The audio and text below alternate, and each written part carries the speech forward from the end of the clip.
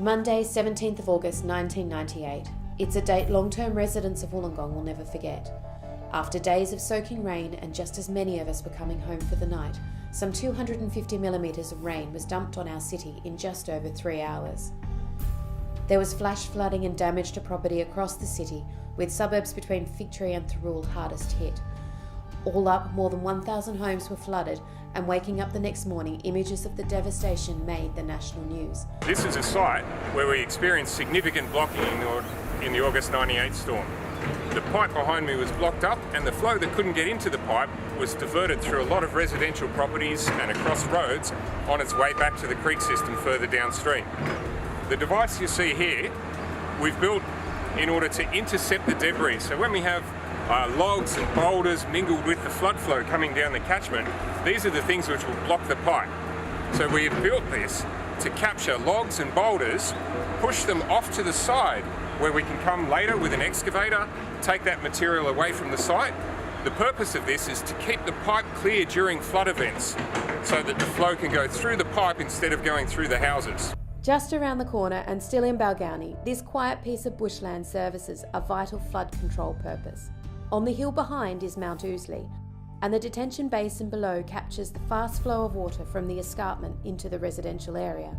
Over the past 20 years, Council, with the support of the federal and state governments, has spent more than $20 million on the voluntary purchase of properties that we consider too dangerous to live in due to their flood risk. Chalmers Street is a sleepy street, but on the 17th of August, it was a frightening place to be. So we purchased the house here. We've demolished that house so that we've taken that risk away from the community. It's a high risk location.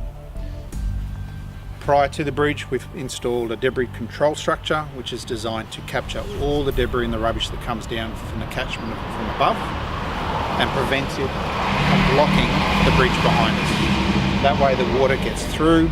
Even if there is enough water flow to come up above my head level here, the debris is captured in the base of the creek before it gets to the bridge and causes a major blockage. Blockage causes a dam. Damming effect, the water flows up even higher and overtops and impacts on all the properties around us. And that's what this type of structure is all about. In Fairy Meadow's Chalmers Street, for example, we've purchased 23 homes, some of them units, and returned the area to parkland.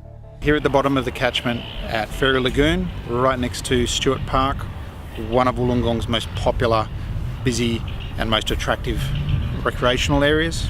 So all of the rainfall and the creeks from Mount Kira Road near Fig Tree all the way up to Balgownie, that whole catchment area comes down to this one point to get out to sea. The berm is opened mechanically by council staff, but only when all the monitoring and the modelling that we've done and the investigations we've done saying that that's required for reduction of flood impacts. So large events, predicted rainfalls, the water level in the lagoon is already high. We'll come and open it to let that water out.